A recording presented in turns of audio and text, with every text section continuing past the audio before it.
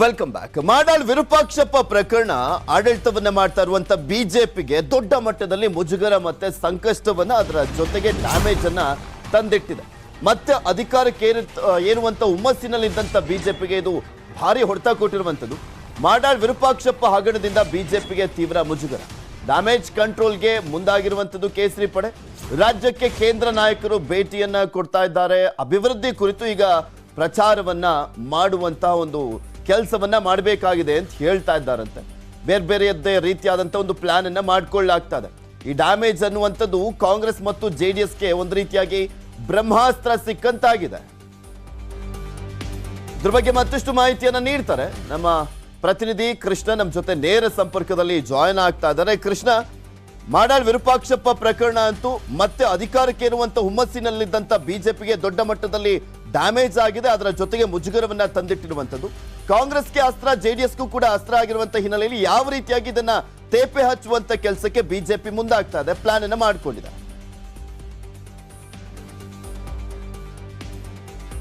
ಪೃಥ್ವಿರಾಜ್, ಈಗಾಗಲೇ ಏನು ಮಾಡಾಳ್ ವಿರೂಪಾಕ್ಷಪ್ಪ ಅವರ ಪ್ರಕರಣ ಏನಿದೆ ಎಲ್ಲೊಂದು ಕಡೆಗೆ ರಾಜ್ಯ ಬಿಜೆಪಿಗೆ ಒಂದು ರೀತಿ ನುಂಗಲಾರದ ತುತ್ತಾಗಿ ಪರಿಣಮಿಸಿದೆ. ಯಾಕಂದ್ರೆ ಅದೊಂದು ವಿಚಾರದಿಂದ ಚುನಾವಣೆಗೆ ಹಿನ್ನಡೆ ಆಗದೇ ಇದ್ರೆ ಸಾಕು ಅನ್ನೋ ಒಂದು ಅಭಿಪ್ರಾಯದಲ್ಲಿ ಒಂದು ರೀತಿ ಭಯದಲ್ಲೇ ರಾಜ್ಯದ ಬಿಜೆಪಿ ನಾಯಕರು ಕಾಡ್ತಾ ಇರುವಂತದ್ದು. ಯಾಕಂದ್ರೆ ಈಗಾಗಲೇ ಚುನಾವಣೆ ಹೊಸ್ತಿಲಿದ್ದಾರೆ, ಚುನಾವಣೆ ಗೆಲ್ಲುವಂತ ನಿಟ್ಟಿನಲ್ಲಿ ಬಹಳಷ್ಟು ತಂತ್ರಗಾರಿಕೆಯನ್ನು ಮಾಡ್ತಾ ಇದ್ದಾರೆ.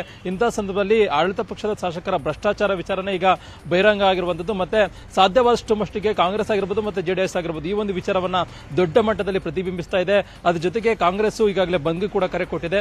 ಈಗ ಬಂದ್ಗೆ ಕರೆ ಕೊಟ್ಟಂತ ಸಂದರ್ಭದಲ್ಲಿ ಸಾಮಾನ್ಯವಾಗಿ ಬಂದ್ ಯಾಕೆ ಮಾಡ್ತಾ ಇದ್ದಾರೆ ಮತ್ತೆ ಯಾಕೆ ಅನ್ನೋ ಒಂದು ವಿಚಾರ ಸಹಜವಾಗಿನ ಜನರಿಗೆ ಗೊತ್ತಾಗುತ್ತೆ. ಮತ್ತೆ ಈಗಾಗಲೇ ಜೆಡಿಎಸ್ ನ ಕುಮಾರಸ್ವಾಮಿ ಅವರು ಕೂಡ ಓದಲ್ ಬಂದಲ್ಲಿ ಇದೇ ಒಂದು ವಿಚಾರವನ್ನು ಪ್ರಸ್ತಾಪ ಮಾಡ್ತಿದ್ದಾರೆ. ಅದಕ್ಕೋಸ್ಕರವಾಗಿ ಈಗಾಗಲೇ ಹಿಂದೆ ಫೇಸಿಎಂ 40% ಭ್ರಷ್ಟಾಚಾರ ಅನ್ನೋ ಒಂದು ವಿಚಾರವನ್ನ ದೊಡ್ಡ ಮಟ್ಟದಲ್ಲಿ ಚರ್ಚೆ ಆದ್ರೂ ಕೂಡ ಚುನಾವಣೆ ಬರ್ತಾ ಇರುವಂತಹ ಸಂದರ್ಭದಲ್ಲಿ ಅಲ್ಪ ಸ್ವಲ್ಪಕ್ಕೆ ಜನರು ಮರ್ತಿದ್ದಾರೆ. ಆದ್ರೆ ಈಗ ಮತ್ತೆ ಮಾಡಾಳ್ ವಿರೂಪಾಕ್ಷ ಅವರ ಪ್ರಕರಣ ಮತ್ತೆ ಮುನ್ನೆಲೆಗೆ ಬಂದಿರುವಂತಹ ಕಾರಣಕ್ಕೋಸ್ಕರವಾಗಿ ಅದು ಮರೆಯೋದಕ್ಕೆ ಸಾಧ್ಯವಿಲ್ಲ. ಮತ್ತೆ ಈಗಾಗಲೇ ಆಡಳಿತ ಪಕ್ಷವಾಗಿರತಕ್ಕಂಥ ಬಿಜೆಪಿ ಕೂಡ ದೊಡ್ಡ ಮಟ್ಟದಲ್ಲಿ ಅದಕ್ಕೆ ಕೌಂಟರ್ ಕೊಡುವಂತ ನಿಟ್ಟಿನಲ್ಲಿ ತಂತ್ರಗಾರಿಕೆಯನ್ನು ಮಾಡ್ತಿದ್ರು ಕೂಡ ಅದಕ್ಕೆ ಯಾವ ರೀತಿಯಾಗಿ ಎದುರಿಸಬೇಕು ಅನ್ನೋ ಒಂದು ಆಪ್ಷನ್ ಕೂಡ ರಾಜ್ಯದ ಬಿಜೆಪಿ ನಾಯಕರಿಗಿಲ್ಲ. ಅದಕ್ಕೋಸ್ಕರವಾಗಿಯೇ ಈಗ ಇದರಿಂದ ಎಲ್ಲಿ ಚುನಾವಣೆಗೆ ಹಿನ್ನಡೆ ಆಗುತ್ತೆ ಅನ್ನೋ ಒಂದು ಆತಂಕದಲ್ಲಿ ಇದೀಗ ರಾಜ್ಯದ ಬಿಜೆಪಿ ನಾಯಕರು ಮಾಡ್ತಾ ಇರುವಂತದ್ದು. ಹೀಗಾಗಿ ಈ ಒಂದು ವಿಚಾರದಲ್ಲಿ ಯಾವ ರೀತಿಯಾಗಿ ನಾವು ಎದುರಿಸಬೇಕು ಅನ್ನೋ ಒಂದು ನಿಟ್ಟಿನಲ್ಲಿ ಒಂದಷ್ಟು ತಂತ್ರಗಾರಿಕೆಯನ್ನು ಮಾಡ್ತಿದ್ದಾರೆ. ಈಗಾಗಲೇ ರಾಜ್ಯ ಬಿಜೆಪಿ ಚುನಾವಣಾ ಉಸ್ತುವಾರಿಯಾಗಿರ್ತಕ್ಕಂಥ ಧರ್ಮೇಂದ್ರ ಪ್ರಧಾನ್ ಅವರು ಮುಖ್ಯಮಂತ್ರಿಗಳಾಗಿರ್ಬೋದು ಮತ್ತೆ ಬಿಜೆಪಿ ರಾಜ್ಯಾಧ್ಯಕ್ಷ ನಳಿನ್ ಕುಮಾರ್ ಕಟೀಲ್ ಅವರ ಜೊತೆಗೆ ಸುದೀರ್ಘವಾಗಿ ಚರ್ಚೆಯನ್ನು ಮಾಡಿದ್ದಾರೆ. ಕಾನೂನಾತ್ಮಕವಾಗಿ ಯಾವ ರೀತಿಯಾಗಿ ಹೋರಾಟವನ್ನು ಮಾಡಬೇಕು ಮತ್ತೆ ಪಕ್ಷದಿಂದ ಈಗಾಗಲೇ ಹೈಕಮಾಂಡ್ ಕೂಡ ಈ ಒಂದು ವಿಚಾರದಲ್ಲಿ ಗರಂ ಆಗಿರುವಂತದ್ದು. ಮತ್ತೆ ಈಗಾಗಲೇ ಮಾಡಾಳ್ ವಿರೂಪಾಕ್ಷಪ್ಪ ಅವರ ಶಾಸಕ ಸ್ಥಾನಕ್ಕೂ ರಾಜೀನಾಮೆ ನೀಡುವಂತದ್ದಕ್ಕೂ ಕೂಡ ಈಗಾಗಲೇ ಬಹುತೇಕವಾಗಿ ಶಾಸಕ ಸ್ಥಾನಕ್ಕೆ ರಾಜೀನಾಮೆ ಪಡ್ಕೊಳ್ಳುವಂತ ನಿಟ್ಟಿನಲ್ಲಿ ಕೂಡ ಬಿಜೆಪಿ ಮುಂದಾಗಿರುವಂತದ್ದು. ಅದೇನೇ ಇದ್ರೂ ಕೂಡ ಈಗ ಈ ಒಂದು ವಿಚಾರದಿಂದ ಯಾವ ರೀತಿಯಾಗಿ ಎದುರಿಸಬೇಕು ಮತ್ತೆ ಅಭಿವೃದ್ಧಿ ವಿಚಾರದಲ್ಲಿ ಮತಗಳನ್ನ ಕೇಳ್ತಾ ಇದ್ರು ಕೂಡ ಭ್ರಷ್ಟಾಚಾರ ಅನ್ನೋ ಒಂದು ವಿಚಾರ ಈಗ ಬಿಜೆಪಿಗೆ ಬೆಂಬಿಡದೆ ಕಾಡ್ತಾ ಇರುವಂತದ್ದು. ಹೀಗಾಗಿ ಈ ಒಂದು ವಿಚಾರ ಈಗ ರಾಜ್ಯದ ಬಿಜೆಪಿ ನಾಯಕರಿಗೆ ಮಗ್ಗಲು ಮುಳ್ಳಾಗಿ ಪರಿಣಮಿಸಿರುವಂತದ್ದು. Prithviraj, okay, thank you Krishna ನಿಮ್ಮೆಲ್ಲ ಮಾಹಿತಿಗಾಗಿ. ಇದು ರಾಜ್ಯದಲ್ಲಿ ಹಿನ್ನಡೆ ಆಗುತ್ತೆ ಅನ್ನುವಂತ ಭಯ ಇದೆ ಬಿಜೆಪಿಗೆ. ಇದರ ಜೊತೆಗೆ ಬೆಳಗಾವಿಯಲ್ಲಿ ಬಿಜೆಪಿನೇ ಶತ್ರು ಅನ್ನುವ ರೀತಿಯಲ್ಲಿ ವಾತಾವರಣ ಇರುವಂತದ್ದು. ಏನಾಯ್ತು ಬೆಳಗಾವಿಯಲ್ಲಿ ಅಂದ್ರೆ, ಬೆಳಗಾವಿಯಲ್ಲಿ ಜೊಲ್ಲೆ ವರ್ಸಸ್ ಜಾರಕಿಹೊಳಿ ಕಾಳಗ. ಜೊಲ್ಲೆ ವಿರುದ್ಧ ರಮೇಶ್ ಜಾರಕಿಹೊಳಿ ರಾಜಕೀಯ ಷಡ್ಯಂತ್ರ ಮಾಡ್ತಾ ಇದ್ದಾರಾ ಅನ್ನುವಂತ ಪ್ರಶ್ನೆ ಇದೆ. ನಿಪ್ಪಾಣಿಯಲ್ಲಿ ಜಾರಕಿಹೊಳಿ ಆಪ್ತನ ಸ್ಪರ್ಧೆ ಸಾಧ್ಯತೆ ಅಂತ ಹೇಳಲಾಗ್ತಾ ಇರುವಂತದ್ದು. ರಮೇಶ್ ಸತೀಶ್ ಲಖನ್ ಅತ್ಯಾಪ್ತನೇ ಸ್ಪರ್ಧೆ ಮಾಡುವಂತ ಸಾಧ್ಯತೆ ಇದೆ. ಅದು ರಮೇಶ್ ಜಾರಕಿಹೊಳಿ ಅವರೇ ಕಣಕ್ಕಿಳಿಸುವಂತ ಇದ್ರ ಬಗ್ಗೆ ಸಾಕಷ್ಟು ಚರ್ಚೆಗಳು ಅಲ್ಲಿ ನಡೀತಾ ಇರುವಂತದ್ದು. ಕಾಂಗ್ರೆಸ್ನಿಂದ ಅಥವಾ ಪಕ್ಷೇತರವಾಗಿ ಕಣಕ್ಕೆ ಇಳಿಸುವಂತ ಸಾಧ್ಯತೆ ಇದೆಯಂತೆ. ರಮೇಶ್ ರಾಜಕೀಯದ ವಿರುದ್ಧ ಜೊಲ್ಲೆ ಕುಟುಂಬ ಈಗ ಕಿಡಿಕಾರ್ತಾ ಇದೆ. ಆಲ್ರೆಡಿ ಮೊನ್ನೆ ಅಷ್ಟೇ ಈರಣ್ಣ ಕಡಾಡಿಯವರು ಆಕ್ರೋಶವನ್ನ ವ್ಯಕ್ತಪಡಿಸಿದ್ರು.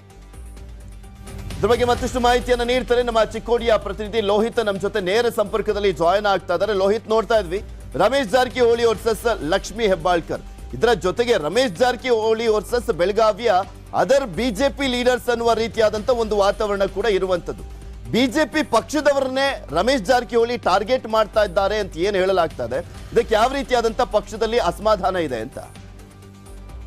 ಖಂಡಿತವಾಗ್ಲೂ ಪೃಥ್ವಿರಾಜ್, ಏನಂತಂದ್ರೆ ಬಿಜೆಪಿಯಲ್ಲಿ ಎಲ್ಲವೂ ಸರಿ ಇಲ್ಲ ಅನ್ನೋದಕ್ಕೆ ಇದೊಂದು ನಿದರ್ಶನ ಅಂತಾನೆ ಹೇಳ್ಬೋದು. ಯಾಕಂತಂದ್ರೆ ಈಗಾಗಲೇ ಏನ್ ಅಣ್ಣಾ ಸಾಹೇಬ್ ಜೊಲ್ಲೆ ಇದಾರೆ, ಸಚಿವೆ ಶಶಿಕಲಾ ಜೊಲ್ಲೆ ಅವರ ಗಂಡ ಅವರು ಯಮಕಂಡ್ಮಡೆಯಲ್ಲಿ ಬಿಜೆಪಿಯನ್ನ ಗೆಲ್ಲಿಸಬೇಕು ಅನ್ನೋ ನಿಟ್ಟಿನಲ್ಲಿ ಆಕ್ಟಿವ್ ಆಗಿ ಕೆಲಸ ಮಾಡ್ತಾ ಇದ್ರು. ಆದ್ರೆ ಹೇಗಾದ್ರೂ ಮಾಡಿ ಜೊಲ್ಲೆ ಕುಟುಂಬವನ್ನೇ ಇಲ್ಲಿ ನಾವು ಸಂಪೂರ್ಣವಾಗಿ ಮುಗಿಸ್ಬಿಡೋಣ ಅಥವಾ ಅವ್ರನ್ನ ಸೋಲಿಸ್ಬಿಡೋಣ ಅನ್ನೋ ನಿಟ್ಟಿನಲ್ಲಿ ಈಗ ಆ ಜೊಲ್ಲೆ ಏನು ಜಾರಕಿಹೊಳಿ ಕುಟುಂಬದ ಅತ್ಯಾಪ್ತ ಅನಿಸಿಕೊಂಡಂತ ಉತ್ತಮ್ ಪಾಟೀಲ್ ಅವ್ರನ್ನ ಜೊಲ್ಲೆ ವಿರುದ್ಧ ನಿಲ್ಸೋಕೆ ತಯಾರಿ ನಡೆಸಿಕೊಂಡಿದ್ದಾರೆ ಅಂತಾನೆ ಹೇಳ್ಬೋದು. ನಿಪ್ಪಾಣಿ ಮತಕ್ಷೇತ್ರದಿಂದ ಪಕ್ಷೇತರವಾಗಿ ಅಥವಾ ಕಾಂಗ್ರೆಸ್ನಿಂದ ಒಂದ್ ವೇಳೆ ಉತ್ತಮ್ ಪಾಟೀಲ್ ನಿಲ್ಸಿದ್ರೆ ಇಲ್ಲಿ ಜೊಲ್ಲೆ ಕುಟುಂಬವನ್ನ ನಾವು ಈಸಿಯಾಗಿ ಕಟ್ಟಿ ಹಾಕ್ಬೋದು. ಅದ್ರ ಜೊತೆಗೆ ಜಿಲ್ಲೆಯಲ್ಲಿ ನಮ್ಮದೇ ಆದಂತ ಒಂದು ಪ್ರಭುತ್ವವನ್ನ ಸಾಧಿಸ್ಕೋಬೇಕು ಅನ್ನೋ ನಿಟ್ಟಿನಲ್ಲಿ ಈಗ ಒಳ ರಾಜಕೀಯನ ಸ್ಟಾರ್ಟ್ ಆಗಿದೆ ಅಂತ ಹೇಳ್ಬೋದು. ಒಂದ್ ಕಡೆ ಜೊಲ್ಲೆ ತಮ್ಮದೇ ಆದಂತ ಒಂದು ದೊಡ್ಡ ಸಾಮ್ರಾಜ್ಯವನ್ನ ಹೊಂದಿದ್ದಾರೆ, ತಮ್ಮದೇ ಆದಂತ ಒಂದು ದೊಡ್ಡ ಗ್ರೂಪ್ ಅನ್ನ ಹೊಂದಿದ್ದಾರೆ. ಅದ್ರ ವಿರುದ್ಧವಾಗಿ ಇಲ್ಲಿ ಜಾರಕಿಹೊಳಿ ಕುಟುಂಬ ಎಲ್ಲೋ ಡಲ್ ಹೊಡಿತಾ ಇದೆ. ಜಾರಕಿಹೊಳಿ ಕುಟುಂಬ ಮತ್ತೆ ಜಿಲ್ಲೆಯಲ್ಲಿ ಆಕ್ಟಿವ್ ಆಗ್ಬೇಕು ಅನ್ನೋ ನಿಟ್ಟಿನಲ್ಲಿ ಈ ರೀತಿಯಾದಂತ ಒಂದು ಹೆಜ್ಜೆನ ಇಲ್ಲಿ ಇಡ್ತಾ ಇದಾರೆ ಅಂತಾನೆ ಹೇಳಿದ್ರೆ ತಪ್ಪಲಾಗ್ಲಿಕ್ಕಿಲ್ಲ ಪೃಥ್ವಿರಾಜ್. ಇನ್ನೊಂದ್ ಕಡೆ ಅಂತಂದ್ರೆ ಈಗಾಗಲೇ ಉತ್ತಮ್ ಪಾಟೀಲ್ ಒಂದು ಏನು ರಮೇಶ್ ಜಾರಕಿಹೊಳಿ ಇದ್ದಾರೆ, ಅವರು ಅತ್ಯಾಪ್ತ ಅಂತಾನೆ ಇಡೀ ಜಿಲ್ಲೆಯಲ್ಲಿ ಎಲ್ರಿಗೂ ಗೊತ್ತಿರ್ತಕ್ಕಂಥ ವಿಚಾರ. ಉತ್ತಮ್ ಪಾಟೀಲ್ ತಮ್ಮದೇ ಆದಂತ ಒಂದು ಛಾಪ್ ಅನ್ನ ಹೊಂದಿದ್ದಾರೆ. ಇಲ್ಲಿ ಕಮ್ಯುನಿಟಿ ವೈಸ್ ನೋಡೋದಾದ್ರೆ ಜೈನ್ ಕಮ್ಯುನಿಟಿಗೆ ಸೇರಿದಂತವರು ನಿಪ್ಪಾಣಿ ಕ್ಷೇತ್ರದಲ್ಲಿ ಅತಿ ನಿರ್ಣಾಯಕವಾದಂತಹ ಜೈನ್ ಕಮ್ಯುನಿಟಿ ವೋಟರ್ಸ್ ಇದ್ದಾರೆ. ಅದ್ರ ಜೊತೆಗೆ ಏನು ಸಹಕಾರ ಕ್ಷೇತ್ರ ಬರುತ್ತೆ, ಸಹಕಾರ ಕ್ಷೇತ್ರದಲ್ಲಿ ಸಾಕಷ್ಟು ತಮ್ಮದೇ ಆದಂತ ಒಂದು ಹೋಲ್ಡ್ ಅನ್ನ ಹೊಂದ್ಕೊಂಡಿರ್ತಕ್ಕಂಥದ್ದು. 2 ಫ್ಯಾಕ್ಟರಿ ಇದೆ ಅವರ ಹೆಸರಲ್ಲಿ. ಅದ್ರ ಮೂಲಕ ಏನಂದ್ರೆ ಸಾಕಷ್ಟು ಯುವ ಜನತೆಗೆ ಕೆಲಸಗಳನ್ನ ಕೊಟ್ಕೊಂಡಿದ್ದಾರೆ. ಸೊ ಈ ಮೂಲಕ ಏನು ಉತ್ತಮ್ ಪಾಟೀಲ್ ಉತ್ತಮವಾದಂತ ಒಂದು ವರ್ಚಸ್ಸನ್ನ ಹೊಂದಿದ್ದಾರೆ. ಇದರ ಲಾಭವನ್ನ ಎಲ್ಲೋ ಒಂದ್ ಕಡೆ ಜಾರಕಿಹೊಳಿ ಕುಟುಂಬ ತಗೊಳಕ್ಕೆ ಮುಂದಾಗಿದೆ. ಸೊ ಅವ್ರನ್ನ ಕಣಕ್ಕೆ ಇಳಿಸಿದ್ರೆ ತಮಗೆ ಈಸಿಯಾಗಿ ಜೊಲ್ಲೆ ಅವ್ರನ್ನ ಸೋಲಿಸ್ಬೇಕು ಅನ್ನೋ ನಿಟ್ಟಿನಲ್ಲಿ ಸಕ್ಸಸ್ ಆಗ್ತೀವಿ ಅನ್ನುವಂತ ಒಂದು ಪ್ಲಾನ್ ಅನ್ನ ಮಾಡ್ಕೊಂಡಿದ್ದಾರೆ ಅಂತ ಹೇಳ್ಬೋದು. ನೋಡೋಣ ಈ ಟಾರ್ಗೆಟ್ ಗಳನ್ನ ಬಿಜೆಪಿ ಯಾವ ರೀತಿಯಾಗಿ ಮ್ಯಾನೇಜ್ ಮಾಡುತ್ತೆ. ರಮೇಶ್ ಜಾರಕಿಹೊಳಿ ಅಕಸ್ಮಾತ್ ಅವರನ್ನ ಕಣಕ್ಕೆ ಇಳಿಸ್ಲಿಕ್ಕೆ ಮುಂದಾಗಿದ್ದಂತ ಸಂದರ್ಭದಲ್ಲಿ ಬಿಜೆಪಿ ಹೈಕಮಾಂಡ್ ಅವರನ್ನು ಮನವೊಲಿಸುವಂತ ಸಾಧ್ಯತೆ ಇದೆಯಾ ಅಂತ. ಥ್ಯಾಂಕ್ ಯು ಲೋಹಿತ್ ನಿಮ್ಮೆಲ್ಲ ಮಾಹಿತಿಗಾಗಿ. ಟಾಪ್ 18ನಲ್ಲಿ 10 ಸುದ್ದಿಯನ್ನು ನೋಡಿದ್ರೆ ಇನ್ನು 8 ಸುದ್ದಿ ಬಾಕಿ ಇದೆ. ಅದೆಲ್ಲವನ್ನು ಕೂಡ ನಿಮ್ಮ ಮುಂದೆ ಇಡ್ತಾ ಹೋಗ್ತೀನಿ. ಆದ್ರೆ ಅದಕ್ಕೂ ಮುಂಚೆ ಒಂದು ಸ್ಮಾಲ್ ಬ್ರೇಕ್.